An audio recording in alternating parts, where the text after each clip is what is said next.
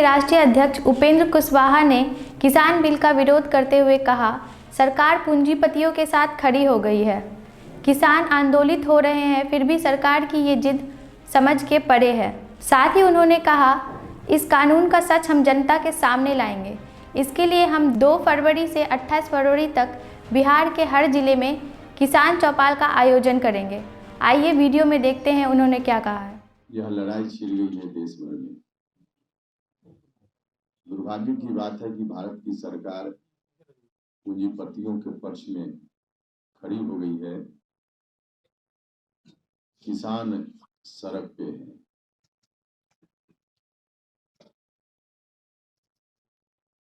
जो कानून भारत की सरकार ने बनाया, जिसके खिलाफ किसान लोग आंदोलित हैं, इतना आंदोलन के बावजूद सरकार की जिद समझ में नहीं आती। एक तो इस तरह के कानून की जरूरत ही क्यों पड़ी थी। सरकार ने कानून बनाया और उसके बाद जब सरकार कह रही है किसानों के हित के लिए कानून है और किसान ही इसके खिलाफ खड़ा है, तो सरकार पुनर्विचार क्यों नहीं कर रही। कानून वापस होने से क्या नुकसान होगा, सरकार को यह बताना चाहिए। कानून रहने से क्या नुकसान होगा, यह तो किसान लोग बता रहे हैं, देश भर में चर्चा है। कानून न रहे तो क्या फर्क पड़ेगा। सरकार ने कानून बना दिया, सीधा सीधा यह पूंजीपति वर्ग के लोगों को फायदा पहुंचाने का कानून है। किसानों की रीढ़ को तोड़ने वाला कानून है। किसानों को गुलाम बनाने की प्रक्रिया की शुरुआत है।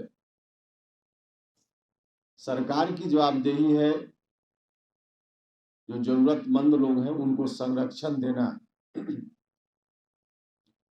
सरकारी संरक्षण किसानों के लिए जरूरी है और यह बात अभी नहीं, बहुत पहले से महसूस की जा रही है। इसलिए एमएसपी देने की बात,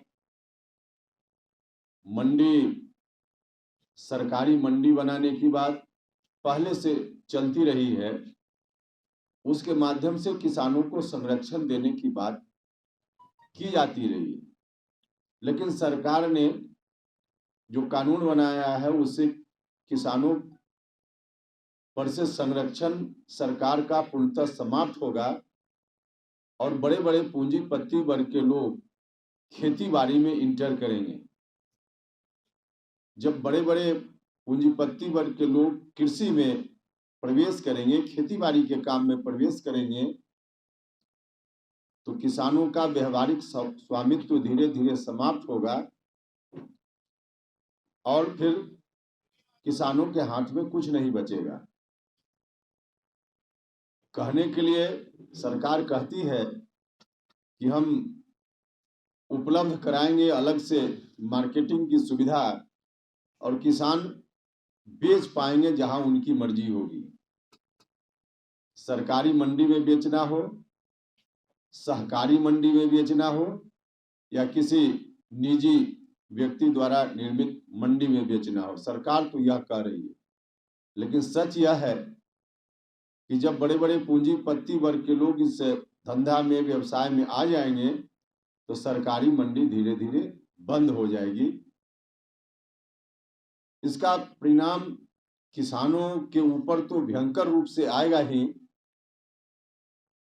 जो पीडीएस सिस्टम हमारे यहाँ चल रहा है, देर सवेर वह भी बंद होगा अगर यह कानून चलता रह गया, क्योंकि सरकारी खरीदगी समाप्त होगी, एफसीआई की भूमिका समाप्त होगी और पूंजीपति वर्ग के लोग ही इस धंधा में रहेंगे।